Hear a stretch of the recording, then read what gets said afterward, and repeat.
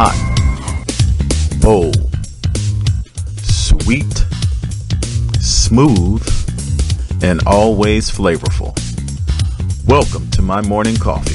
3 generations of successful women, brewed with black girl magic, and French press with class, sass, and style. Gia, Tanya, and Sarita are my morning coffee.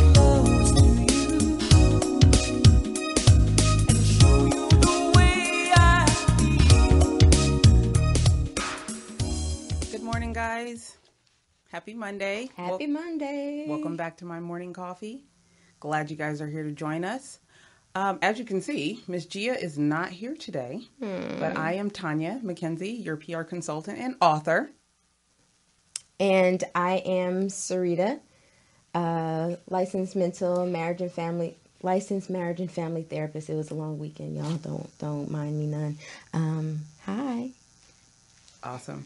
So let's let them know, why isn't Gia here today? What's going on with her? Because she is a superwoman and she is actually supporting her mom.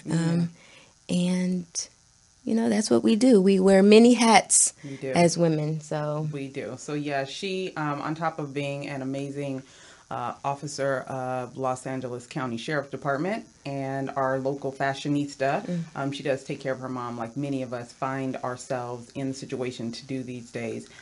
You can relate to that, yeah? Yeah, I actually think that we should probably have a show on that at some point, like taking care of your parents or grandparents. I take care of my grandfather, but it used to be my grandparents. My grandmother passed away. It'll be a year on, Tuesday? Mm-hmm. Yeah. Wow.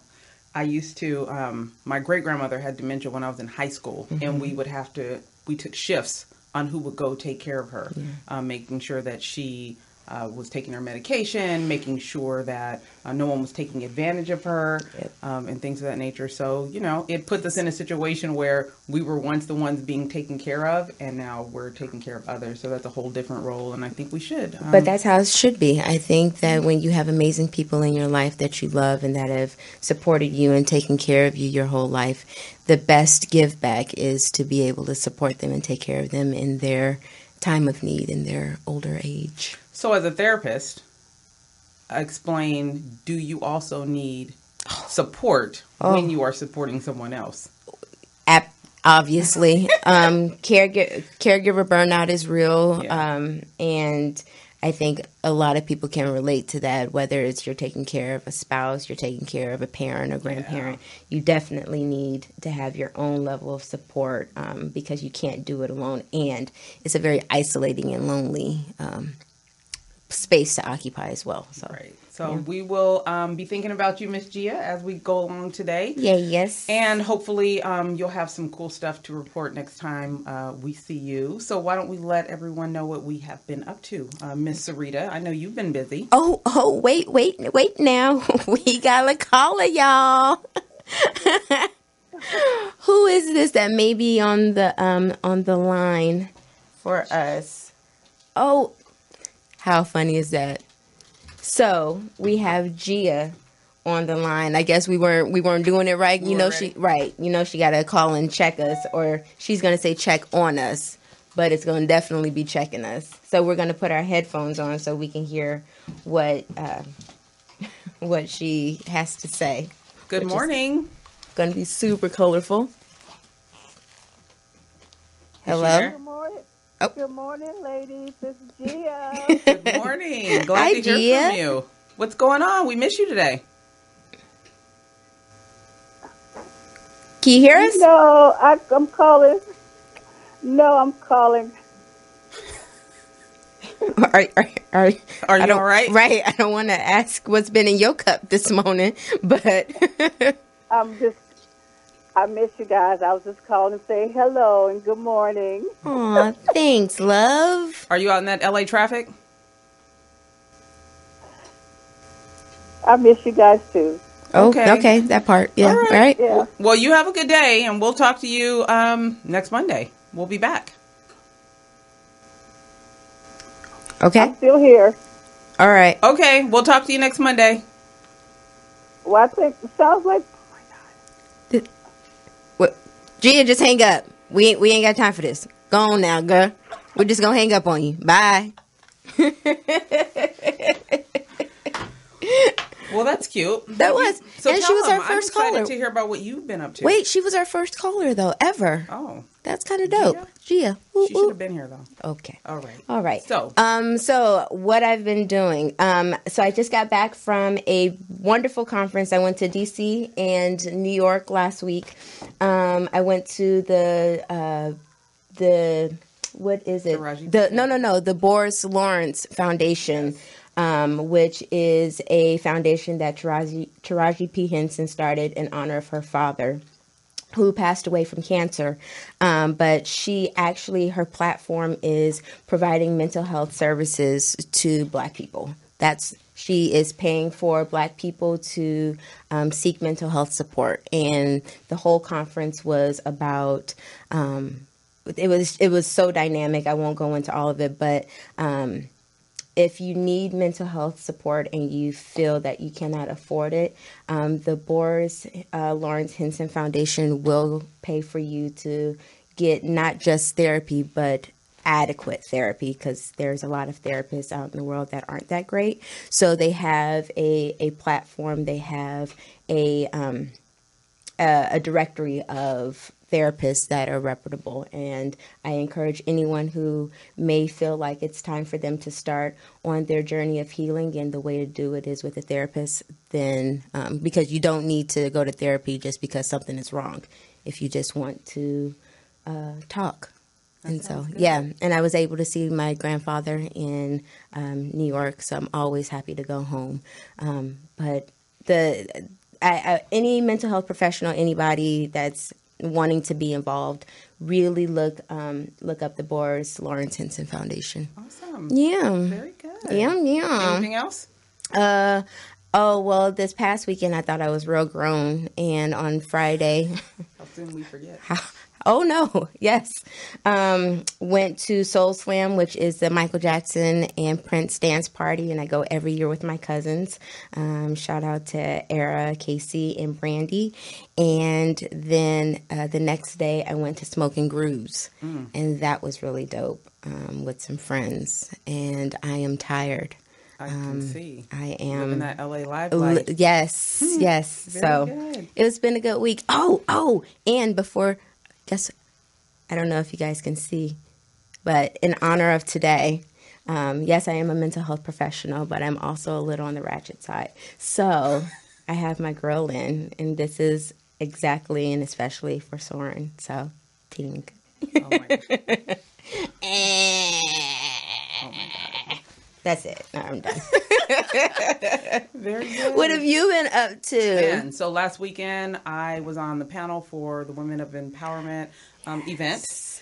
Women of Color Empowerment event. It was amazing. I saw the there pictures. was some phenomenal women that I was on the panel with. A couple of actresses and celebrity red carpet individuals. And I really want you guys to go kind of look up some of the work that they've been doing. The founders of the organization, the Empowerment Project, one of them is a Northridge student, a Northridge alumni, and both of them have come through the foster system, and because of mentors in their life, and just saw greatness in them. They were homeless at one time, both of them at different times, and with the backing of their mentors, joined together to start this organization, and the event was phenomenal, and it increases in attendance every year. Jan Perry was there from Los Angeles County. I think she's running for a position supervisor, supervisor this year. So she was there, was dropping jewels on us. And it was just amazing. It was amazing to see so many women of color come together to support these young girls that are putting together an organization to uplift foster youth. What year is the conference? So this is the second year. This is the second, okay. Yeah, and it was, as we do, it was heavily focused on moving past whatever your background is and entrepreneurship. So we talked a lot about business and how do you overcome those hurdles and the support system that you need. With that, one of the things that I noticed recently, so I went to UCLA's graduation. My girl Lindsay got her PhD. Yay! Linz. Yes, cancer survivor. She's been going through this process while going through her surgery. Yep. So kudos to her. Absolutely. She made it. But I wanted to say the CEO of Kaiser spoke. He did the keynote. Okay. And I think a lot of people were surprised that he was African American. So, and the speech was phenomenal. But also, I was watching the news this morning, and the CEO of Raytheon is a black man also. Yeah. So we were having this discussion about why don't we see African Americans in this particular setting more often, right? Many people don't know. They were surprised at the graduation, like, oh my God, CEO of Kaiser, and he was black, right? And not too many people watch. They might watch MSNBC, but they don't watch, C-SPAN. No. So when those individuals in these positions are speaking, they're on the channels that we're not tuning into for the most part. So I did want to talk to you about how we as people of color consume information and content, because I think it's important to acknowledge that these figures are out there.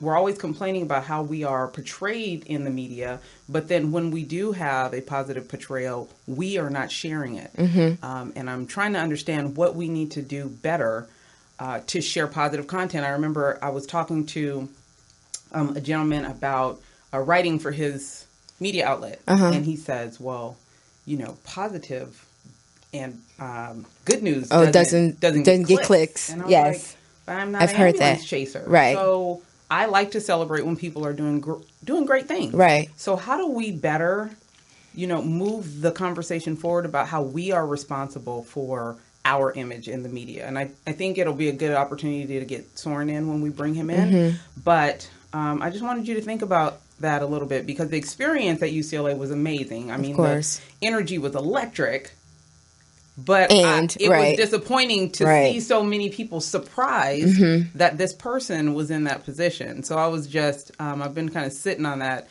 since Friday. It's just interesting to me how we play that, we're not portrayed well. Right. But then when we are, we're not sharing that. We're not, spreading that information as quickly as we are about the Kardashians. The gossip. Right. So, but, kudos to Lindsay. Yay. In the UCLA Congrats, Linz. graduating class. It was pretty amazing to watch these people get hooded. Yeah. And other than that, just momming it up. And it was Father's Day yesterday. It was Father's Day, and we're going to get into that a little bit more too. It was fun. At our place. I'm sure. And, because all four are back. I mean, the gang's all here. Yeah, and Nakia showed up too. Yeah, so good stuff. We'll talk about that.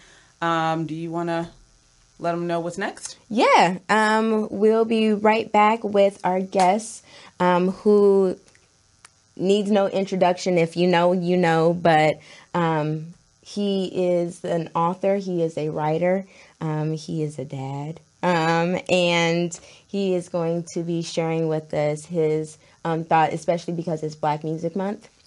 We're going to have a really in-depth and great conversation with the incomparable Soren Baker about his book, The Art of Gangster Rap.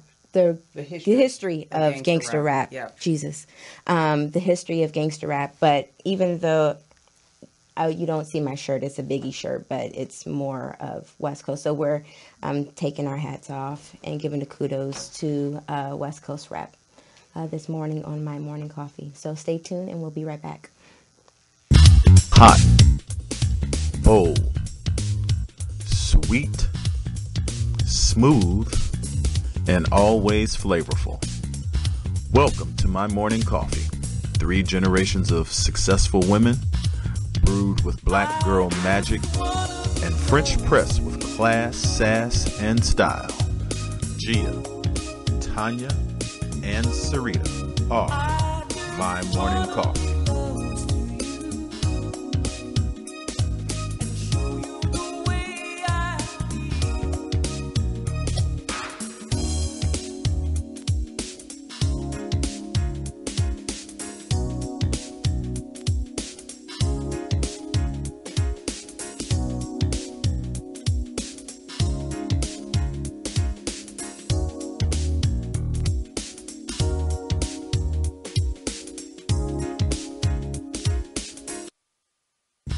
hot, bold, sweet, smooth, and always flavorful.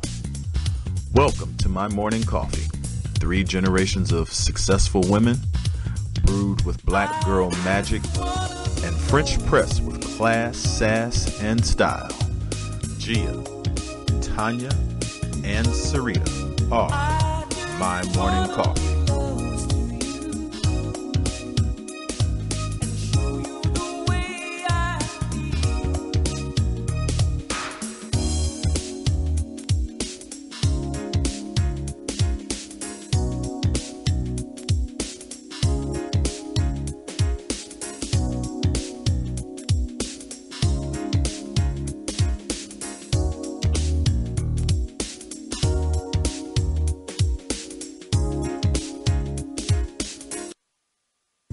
Hot, bold, sweet, smooth, and always flavorful. Welcome to my morning coffee. 3 generations of successful women, brewed with black girl magic and French press with class, sass, and style. Thank you guys for coming back to my morning coffee.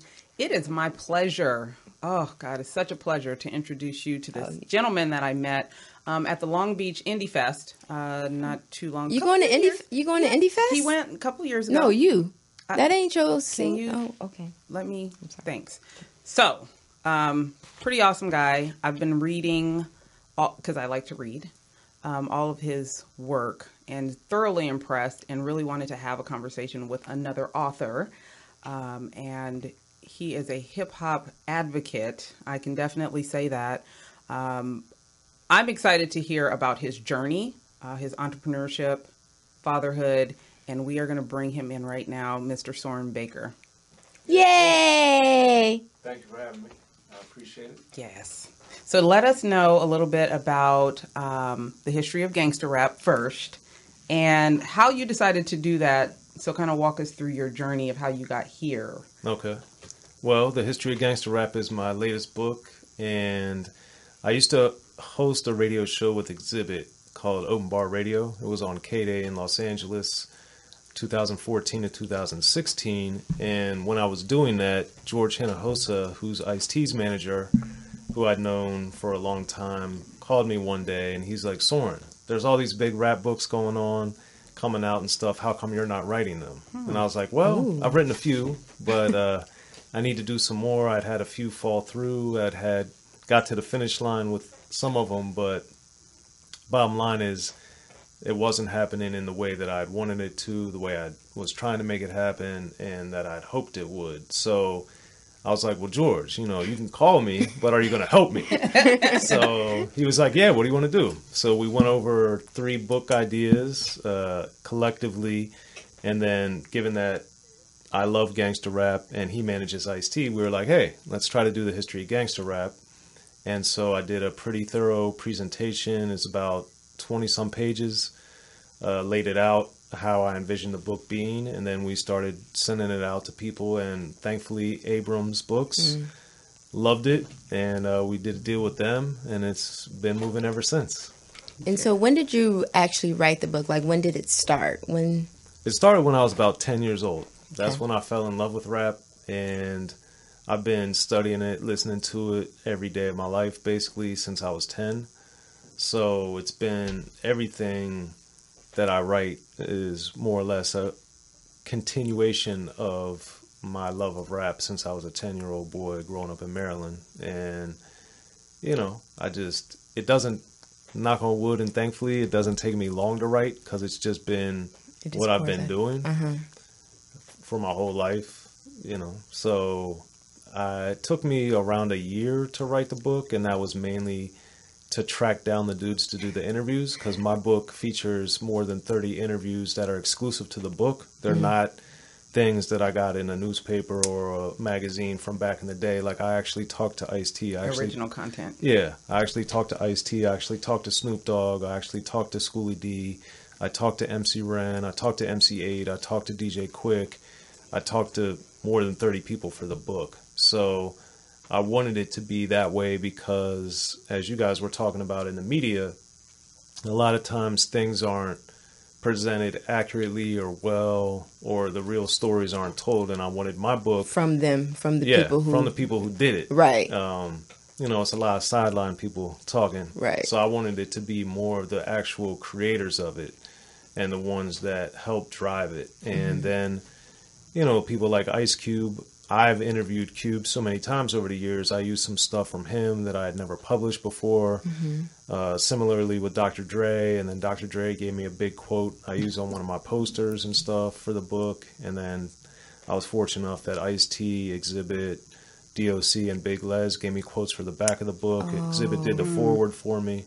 So it's been amazing that a lot of the artists that I grew up idolizing or listening to or liking, that now, I'm friends with some of them, and some of them I have a good enough relationship to where, I'm just calling them up saying, hey, I need an interview for this book that they don't know anything about. And they're like, sure, Right. What do you need? Just let me know. So I know many hip hop artists, they listen to other genres that motivate them and inspire them. What other genre of music do you get inspiration from? Well, very few. I listen to rap. I really Gangster listen rap. to rap about 95% of the time. Go-go is my second favorite form of music. Go-go. Yeah. He's from Maryland. He's from the DMV, of course. Hey, I gotta ask. So go-go is my second favorite. Third would be R&B, and fourth, even though this is a group, I would say the Beatles. So They're a genre. yeah, They're They're a whole genre? They're a whole genre. Okay. basically. They are the best. Yeah, they are. They are It's a really genre. not comparable, in my opinion. Agreed. Okay, then. Yeah. I would, not to piggyback, but I want to ask a question in terms of the difference between, or your thoughts on the difference between hip hop and rap or gangster rap, because we sometimes use it interchangeably. Right. And I'm wondering if you can give some context to. Well, hip hop is the entire culture. Rap is a component of it. So the four main elements of hip hop are, you have b-boying, breakdancing, you have graffiti, you have DJing, and you have rapping. So when people use them interchangeably, they're using them incorrectly. It's really, rap is music, and rap is part of hip hop culture. So they're not interchangeable, and people use them incorrectly all the time, which is unfortunate. But to me, that always just shows, okay, that's, you're over there talking that's not really accurate. You don't know what you're talking about. Well, I'll let you say that, but yeah. I will. That's what I goes won't be on. the one to say Hey, it. you don't know what you're talking about. That's what goes on in my mind when I hear people saying that, because it's not the case. So then what's the difference between rap and gangster rap, if there is one? Oh, there's a difference. And in my book, what I did was I focused on rap that talks about the gangster lifestyle, specifically gangbanging lifestyle. So it's a misconception that it started and was created on the West Coast. Schoolie D created it in Philadelphia first. And I talk about that. Schoolie D is my favorite rapper. And he gave me, actually, because I've become friends with him over the years, he gave me an original piece of artwork that he drew in the 80s that the first time it's ever been published is in my book. Wow. But Schoolie created gangster rap in around 1985 with his song PSK, What Does It Mean? And that PSK stood for, even though he spells it out and it's different in the song, it really also meant Parkside Killers, the gang that he was in. And then also on Parkside 5-2, he raps about gang banging stuff. So he was rapping about actual gang banging starting in 1985.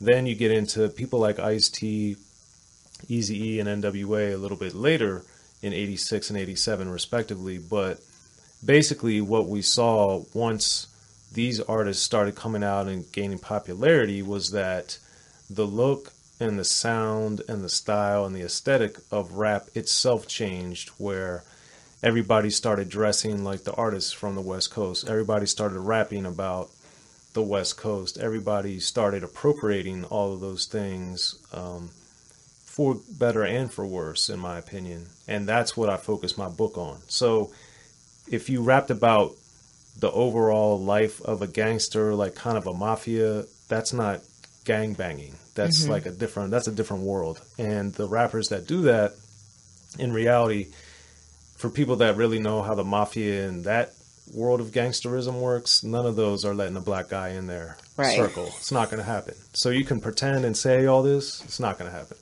because they're obviously clearly racist and don't want to involve not their people in the mix. So that's pure fantasy world. While the rappers that were rapping about, actual gangs, that's something that's based off of reality or is real.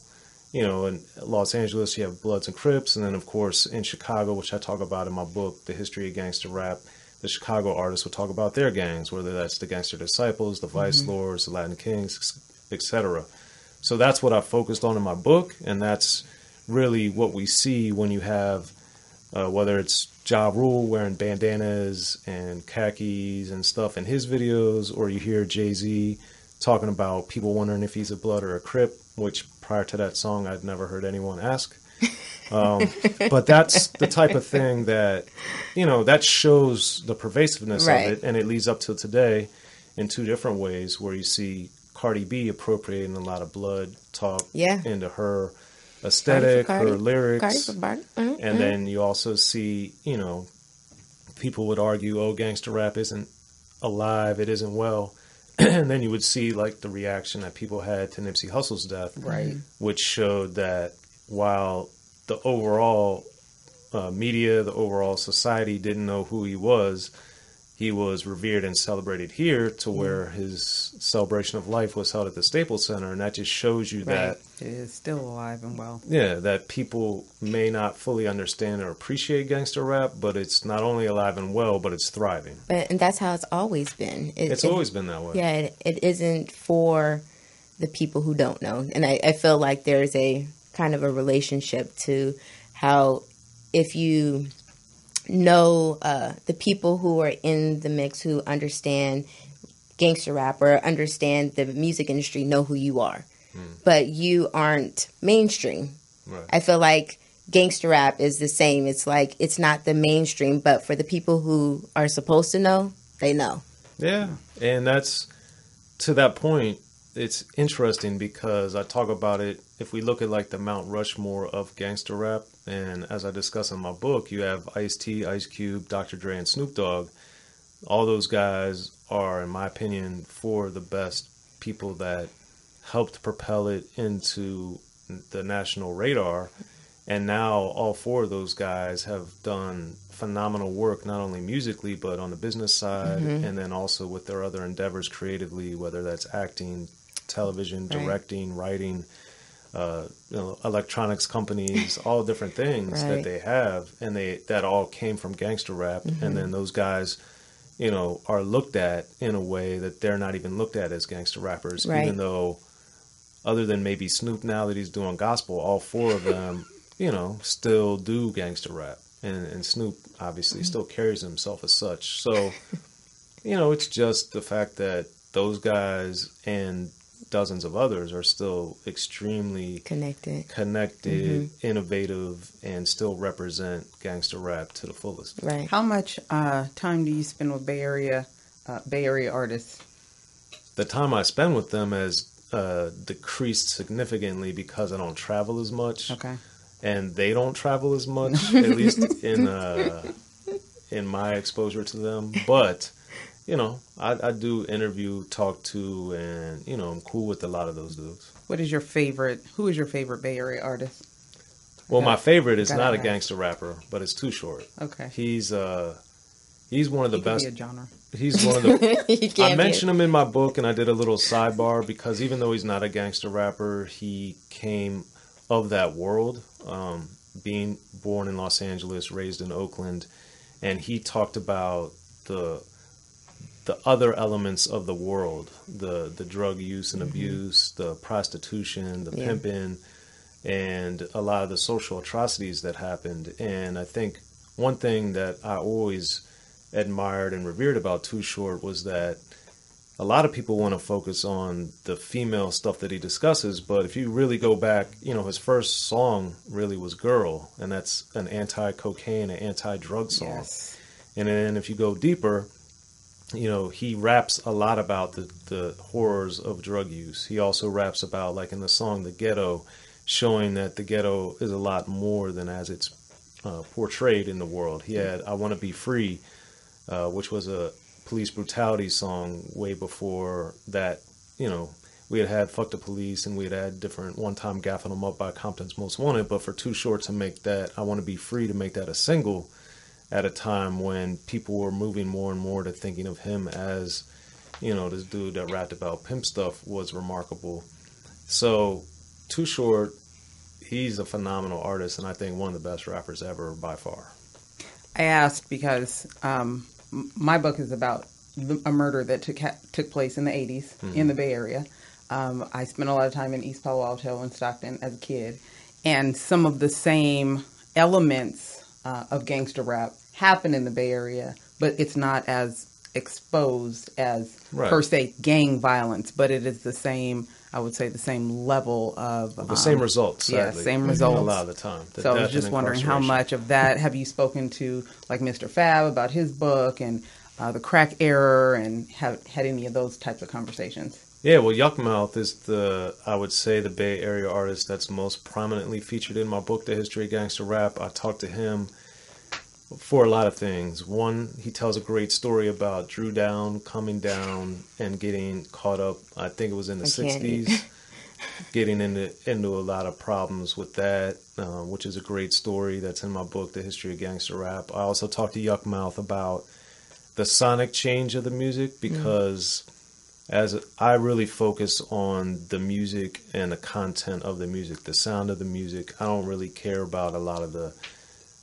like you were saying, ambulance chasing type of stuff. Right. That's not what I'm into at all. It's about what's going on in the music itself. So with Yuckmouth, one of the other things that he did that I used as a pulled quote was he talked about how Above the Law helped change the sonics of the music with what they did with using the Parliament Funkadelic type of samples, but using them in a different way than NWA and EPMD and MC Breed and others had used them, that they used it and slowed it down in a way that then we see more popularized with The Chronic and with Doggy Style, and then with Warren G with Regulate.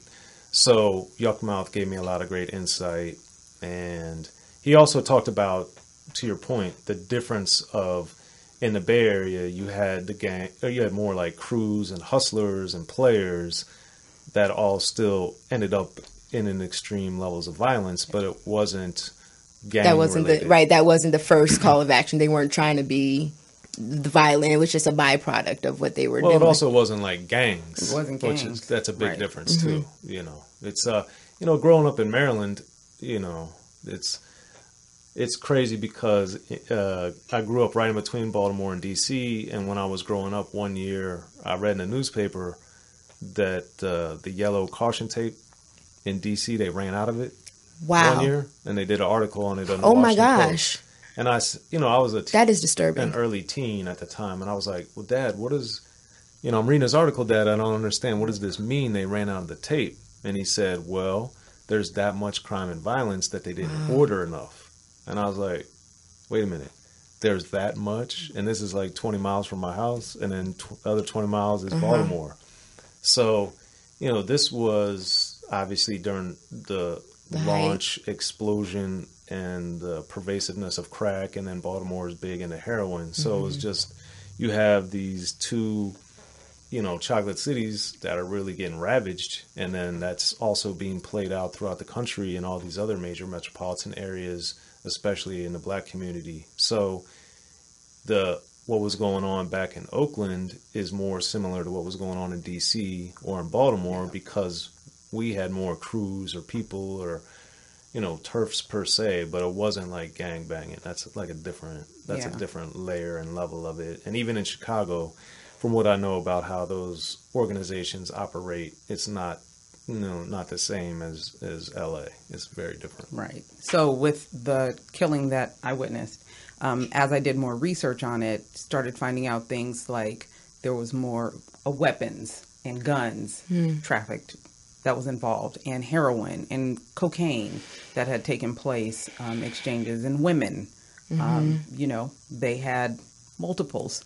And those were all things that one could components get involved with, that, but it wasn't gangs. Right. It could be because you're selling in my area, whether it's East Palo Alto or Stockton or East San Jose, Oakland, Richmond.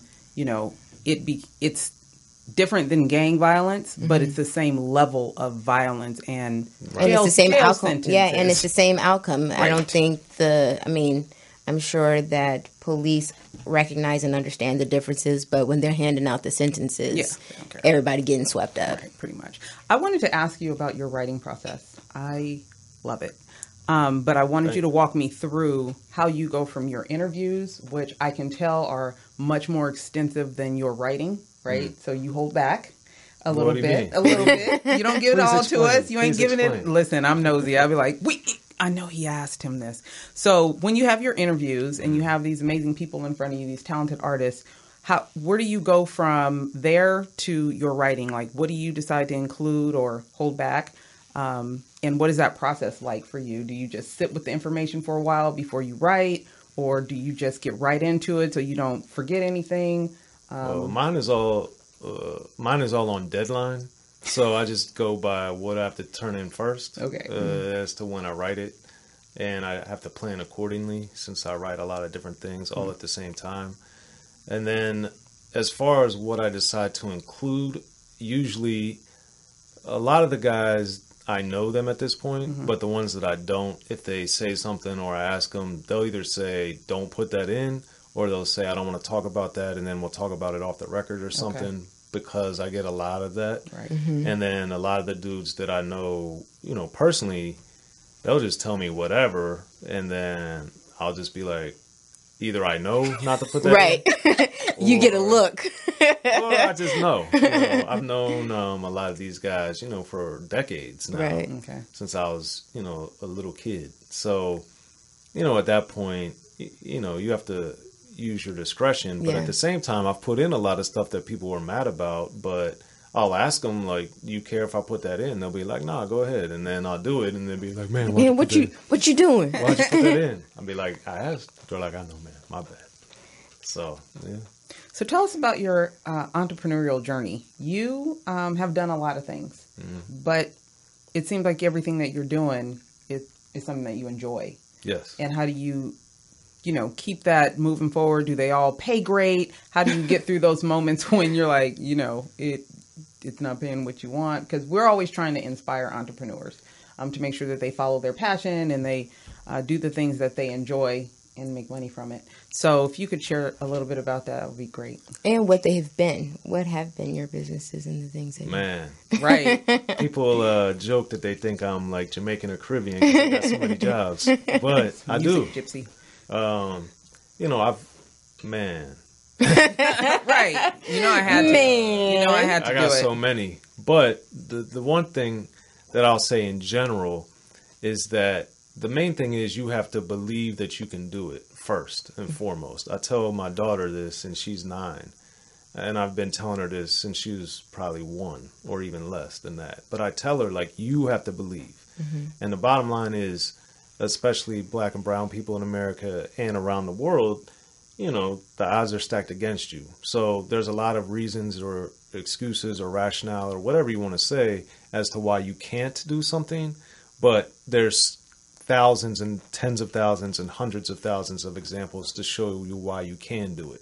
And a lot of the guys that I write about in my book, The History of Gangster Rap, and a lot of the artists that I've interviewed throughout my life and that I grew up idolizing and that I started putting up on my wall as a 10-year-old, they're black men by and large, and they obviously have a lot of stuff stacked against them.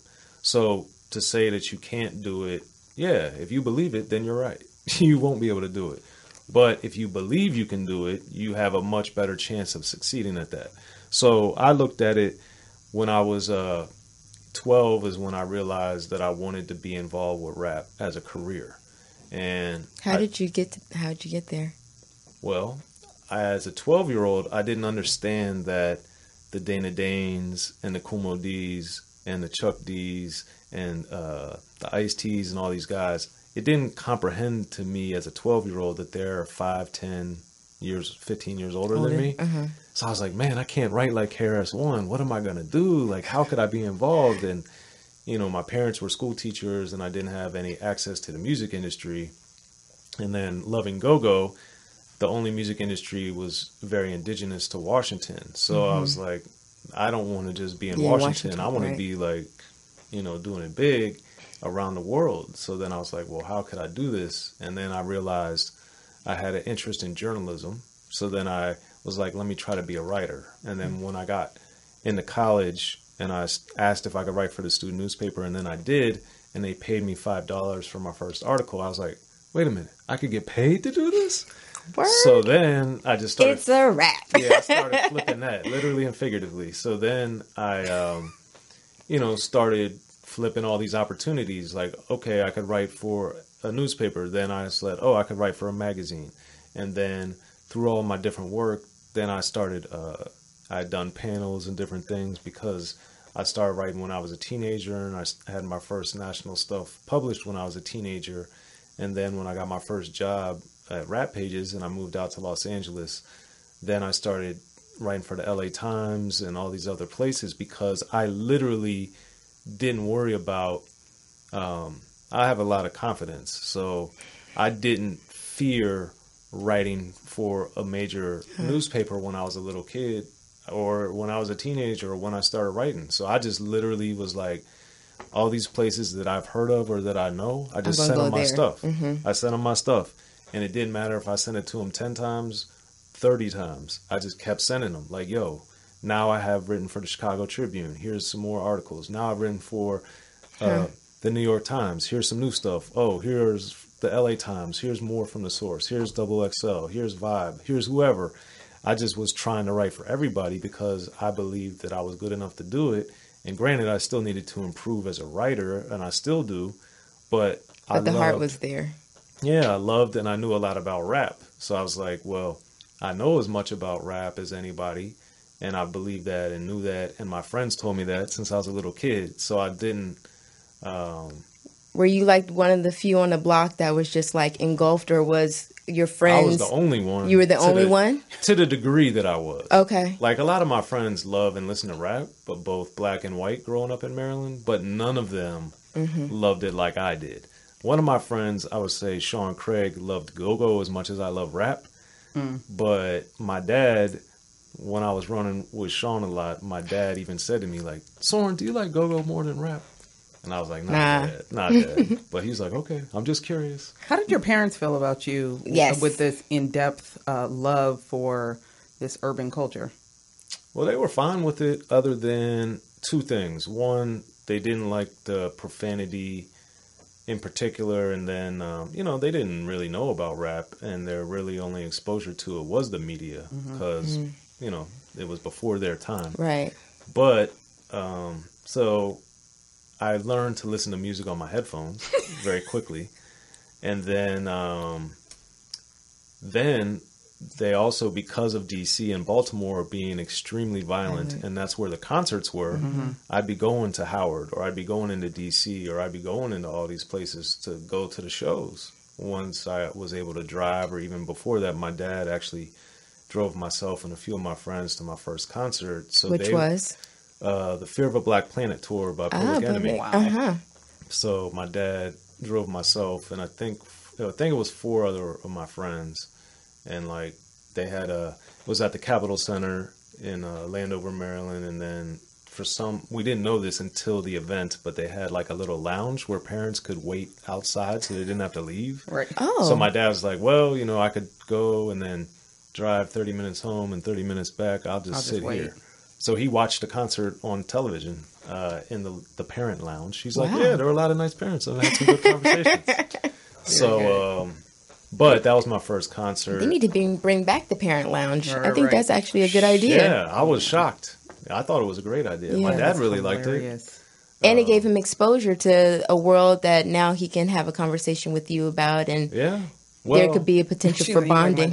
Not so much. My dad has a lot of interesting experiences too, though. I mean, it was funny because when I was in, I think high school or college, I walked in, we had a 1-car garage that my parents renovated into a den that we used as the office, where I later wrote the majority of my articles, or almost all my articles, when I was living with my parents before I moved to LA.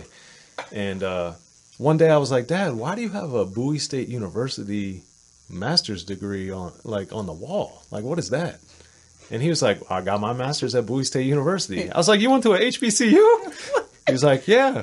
I was like, what? You got to be kidding me. I had no So it's idea. in your DNA. Yeah, I had no idea. I had no idea. It's Very in good. your blood, Soren. Very good. But they, but I was going to say that the other thing, and it was both my parents, but of course more my mom, they didn't like the violence because, like I said, with the police tape running out in D.C., Yeah, that's the a real thing. The go-go concerts, even more than rap concerts, were extremely violent. What? Yeah, like way more. Like literally, I think it was almost every go-go concert ended in a stabbing or a shooting. So that's also when I learned to leave the club early. So Smart guy. I learned all these different things. You learn to navigate. Yeah, and I also learned, especially with certain venues, that I couldn't go by myself, or not to like come with only one friend, to come with 3 or 4, Right. being white and all this other stuff. So it was very, you have to learn these things. And I'm I interested. did. And I'm interested in that part of your journey, being a white guy that loves hip hop. And how do you navigate, or how did you navigate? Because I'm sure Very carefully.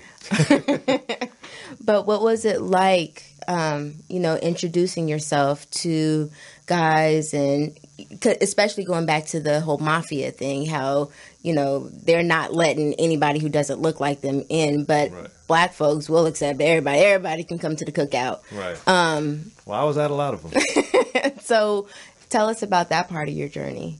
Well, it was interesting because, growing up where I grew up is very racially diverse. So I'd still say it's majority white, but there's a lot of black people that live there. There's a lot of Hispanic people there. There's a lot of Asian people there. So I, through rap and playing basketball in particular, gravitated probably more toward the black part of where I grew up. But, a lot of my white friends love rap too. And it wasn't unusual for us. And it's also strange because where I grew up, and this is the only place I've ever heard of this happening, like in high school, we had like parties, but we didn't have like a white party or a black party or a nerd party. We just had there were like 1 or 2 parties on Saturday or Friday or whatever it was, and everyone went. Yep. Like it wasn't like segregated like that, at least to my knowledge, because my friends, we just went. Right. And if they were my black friends that we went with, or a mixture or whatever, that's just what we did. So for me, that's what I thought was normal growing up. But it wasn't until I went to college that I saw like the white people didn't like me because they thought I was trying to be black, and the black people didn't like me because they thought I was fake, or I was like perpetrating, or whatever they thought. So that was like, I was like by myself in college, and that was very hard because I didn't understand it, because in high school, and even when I would go to basketball camp in D.C. or Virginia or Baltimore or whatever, like once the dudes saw how much I knew about rap, and bluntly I knew more than they did, they always respected me, and were like, oh, well, what do you think about this? And then they would talk to me, and it was just like, oh, Soren. It was an icebreaker, or just like an equalizer, if you will. And a lot of the dudes, especially I remember a lot of the dudes from D.C., then when I could talk to them intelligently and in depth about go-go, they'd be like, man, you're like the coolest white dude I ever met. Who are you? Like, where are you from? You're a unicorn. They're like, where are you from, man? I was like, Anne Arundel County. They're like, what? So One of the things you said, you know a lot about rap music, probably more so than some of these younger rap artists. So I want you to give the younger artists, because I think in any genre, really, not knowing your history is not good luck. no, it's not. So what, Just in life. talk to me about It that. repeats itself. Right. It really does. About the younger generation of rap artists and what they probably should be studying up on or understand about Becoming, the history being students gangster rap. yeah. Well, I think it's interesting because this is as much as it is in rap, I think it's a societal issue. Yep. I don't think it's necessarily a rap artist issue.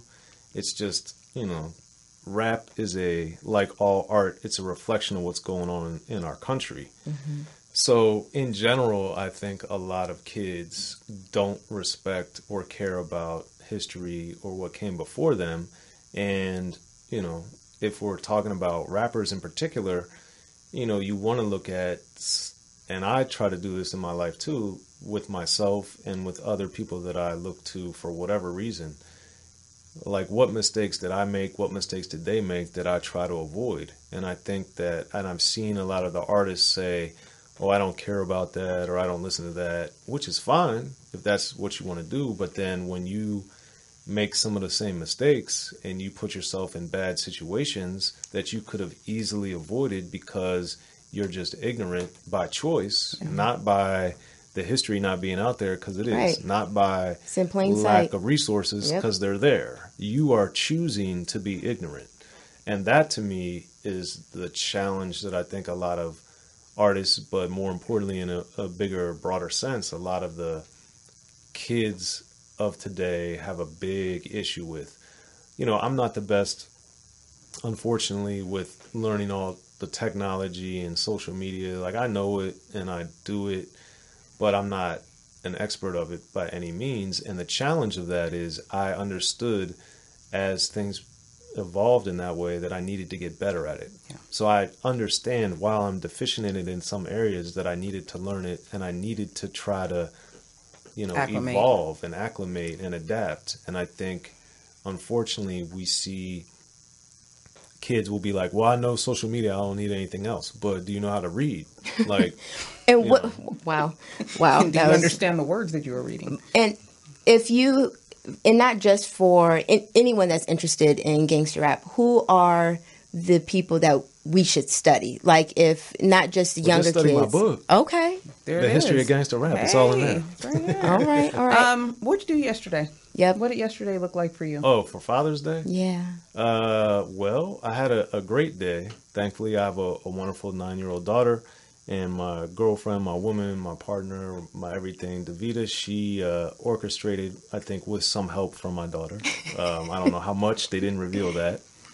But one of my favorite movies of all time is The Prestige. So this was a total surprise because I didn't try to figure out what was going on. Right. I'm Good. just, you know, I just playing along. Just show up. Yeah, I just like to show up. Right I don't on. try to do all that. But they took me to a magic event type of What? thing, which was cool. I've never been to one before, so that was Magic really is cool. dope. And then we went to the beach, which was great. I just put my feet in the sand. It's a little cold. My daughter, however, was, All in. if she would have been able to, she would have been swimming. She's very into being in the water and swimming, which is wonderful because I grew up loving to swim myself and be in the water. And, you know, growing up in Maryland, we had a lot of access to water, so that was cool. And then pizza's my favorite thing, so we got to go to Fresh Brothers, Oh. which I had never actually eaten in a Fresh Brothers before. wow. Oh, you've just gotten. To go or delivered or whatever. So that was to go with the two of them was amazing, and then to be able to eat my favorite food With your favorite people. with my two ladies, that was a beautiful thing. I love it. I love it. Yes. Well, what do you have coming up? Oh, you know what? I want to hear more about what you're doing now.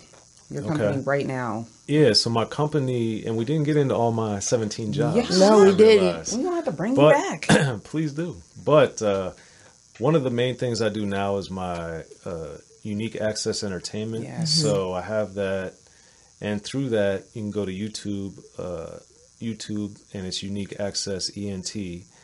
And basically on there I do a lot of interviews with artists and just people that I think are interesting. So this week, or today, actually, I had an interview post with Tafari, who just put a new album out and that I've known since the 90s and had a lot of great experience with him. And that's a great interview. And I'm very excited about what's going on with Unique Access because I'm getting a steady stream of great interviews. And then next week, we're scheduled to have Tony Basil. She had the Hey Mickey, You're So Yeah. Fine. Yep. She's also a choreographer. Yes, she is. So that's supposed to come out next Monday. And she also is the choreographer of the Once Upon a Time in America film that Quentin Tarantino has coming up. So Oh, wow. the one with Brad Pitt. and Yeah. Leonardo DiCaprio. Yeah. She did the choreography for that.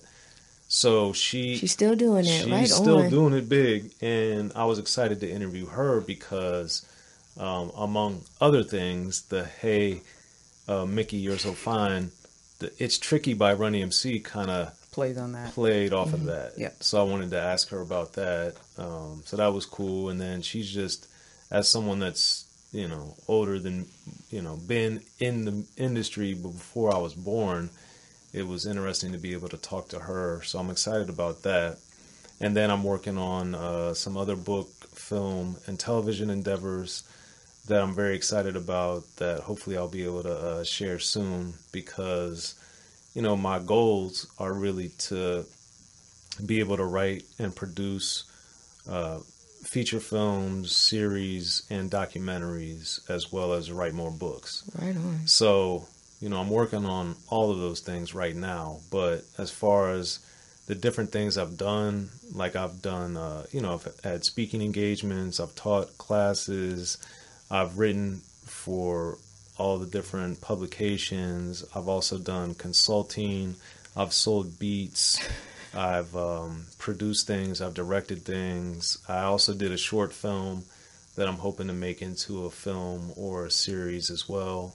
And then I also have a big thing coming up. Dang, Soren! I also have a big thing coming up that's about to come up. Bill Duke and I, we've done I've been friends with Bill for more than a decade now, and he and I did a couple joint book events, book signings, because he had a book come out around the same time as mine. That's a memoir, biography, and also a commentary on his world, his life and career in film, and also with his family. Which is extensive. Yes. He's got more than 40 years. So again, he was in it before I was born too. But the great thing about that is Bill and I just did a commercial with basically Bill and G. Perico are starring in it, and I have a little cameo in there. So I'm excited for this. I wrote it and Bill directed it, and then he and I and a couple other people produced it. How cool. So that's going to be coming out very soon. So I'm excited about that. We'll be looking for that. Yep. So where can the people find you? On all social media, it's just my name, Soren Baker, SorenBaker. And then also with Unique Access Entertainment, UNIQUEACCESSENT. And then if you just go to Amazon and look up my name or just Google me, you'll be able to find the History of Gangster Rap. And that's my 15th book. Dang. So please buy some of the other ones as well. And, I promote what I do on social media. So if you follow me on there, you'll be able to see, where I'm speaking, or if I have a book signing, or some of these other things that I have going on that are coming up. And I retweet most of his stuff. But thank you. I will also say, if you just go to sorenbaker.com, it'll take you straight to Amazon where you can purchase the book. Yep. I am a professional stalker, and I know how that works. I can be found at PRBIZMOM, PRBizmom, on Twitter and Instagram. I'm on Facebook, Tanya McKenzie Speaks. And I look forward to seeing you guys next week. What's up with you?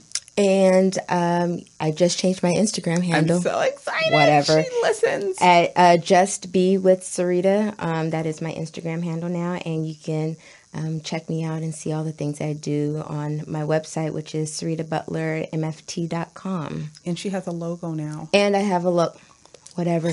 We will be back next week, so tune in. I won't be here, so see you guys for the month. But I know I'll call in like Gia. No, I won't. But yeah. So thanks for joining us. We'll have Ray McKenzie here next week. So we get to talk more entrepreneurship and fatherhood.